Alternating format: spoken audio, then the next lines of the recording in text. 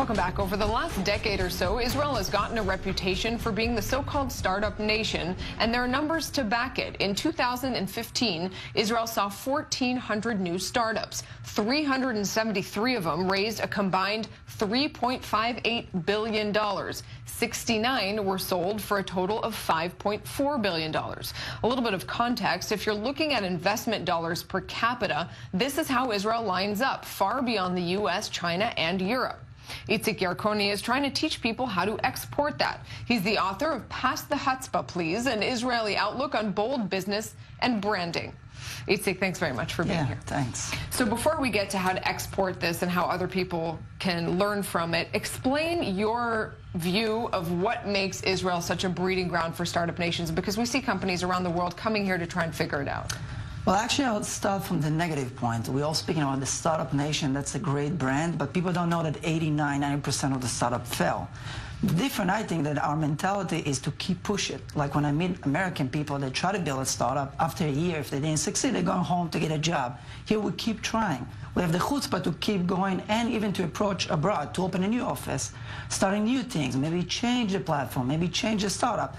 And it's kind of mentality to never give up. What is driving that, do you think? Because we're not talking about a couple of cases with a company where you had some entrepreneurs saying we are never going to give up. We're talking about really a trend that's definitive of the country in many ways. What's driving it? I think it's all the kind of feeling of underdog, like basically, you know, starting the country, have no water, like all the challenges we have, even with the wars around us, we always need to be one step ahead, always to have the new idea. And based on this kind of stress mentality, we need to build kind of new gene of entrepreneur that never give up. Because if we give up, we never know what's going to happen to us tomorrow. Maybe we're not going to be here even in this land. So we can't even have this opportunity to give up. When I was living in Sderot, for example, Iron Dome only started from this kind of idea that we can get the rocket, so no matter what, they build something amazing. Now, this scenario that putting a small country under so much stress and challenges, pushing us to the limit, never give up, and you don't see it in none of other nation, people that have this kind of mentality. Well, so exactly for that, and given the title of your book, if you're talking to an entrepreneur or somebody who's wishing to be in the United States, in Europe, in Africa, wherever it might be, what would you tell them on how to sort of adopt that mentality? So basically, the main thing I'm trying to teach people is that most people develop their product and focus most of the time on the product.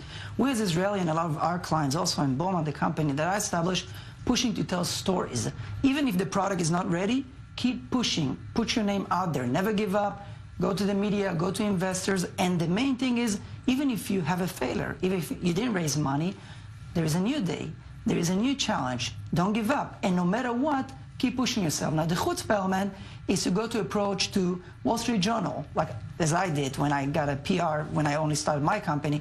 Don't be afraid. Go to the media. Even here, we're sitting here today, and try to push your name out there. If you fail, it's fine. Learn from your failure. Go again, and never give up. Is it risky to open up those doors, say, to have the chutzpah, to go to an investor, to go to the Wall Street Journal before the product is ready? Do you find that that has put people in a bad position? No, I'm speaking in the book about a few of our clients that they have product not ready. I push them in a big events to make a huge buzz, go to investor, go to the media, and put your name out there. I think the investor also today, they look at the people.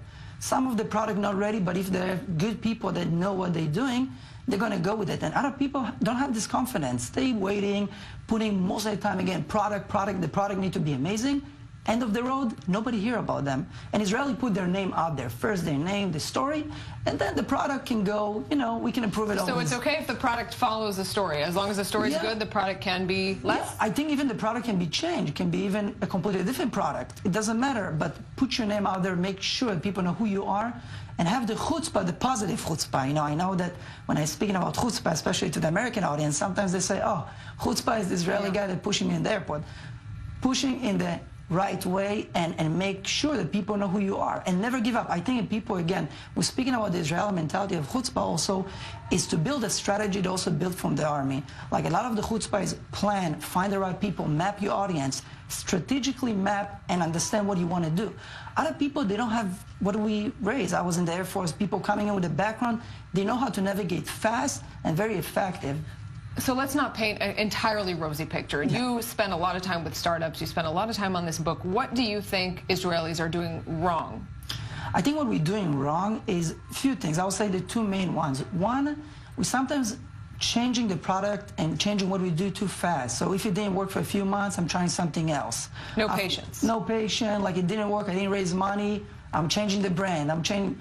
Something that I think if you have a good product, if you're giving values to people, keep going, your value. Eventually people will see the values and see what you're doing. The second thing, we're not good in marketing. We have the disadvantage of the language and the location. We have a small market, 6-8 million people. We're stuck here. We need to go to other places. And based on just focus on Hebrew, the Israel audience, we're not going to get anywhere. In terms of mentality, something that we see a lot in Israel is a exit mentality, a desire to very quickly sell a company. We saw some of that in the numbers, pretty incredible numbers of sales abroad. And critics say that that means there are no real core companies here that can actually help contribute to a greater economy. Is that a problem? Is that something maybe the Israelis should learn from the United States, for example? I think that we need also to understand that sometimes we have limited. For example, I actually sometimes consult to companies sometimes to do the fast exit because maybe when they raise money, they actually can do bigger. Like if you're speaking about manpower, a lot of times maybe the developers can be cheaper in other countries. So I know that maybe people will debate and say that it's not the best strategy, but for some companies, definitely it is the only case. They can create like Wix that we worked with them also in the past. They have amazing like basically they keep everything in Israel, most of it, the developer, the designer, and they have like a strong chutzpah to keep it going in Israel. Other companies say, listen, in Europe it's going to be cheaper for me. I can bring more values and more money like that. So there is some disadvantage with that, but for the scale that we can provide, sometimes it's the only option. Maybe in the future when we're going to have more manpower and more cheap manpower, we can scale and do it faster. Right. Well, that's the question certainly that the United States is dealing with as well. We've heard a lot from President Trump about how to keep jobs actually inside your own country when there will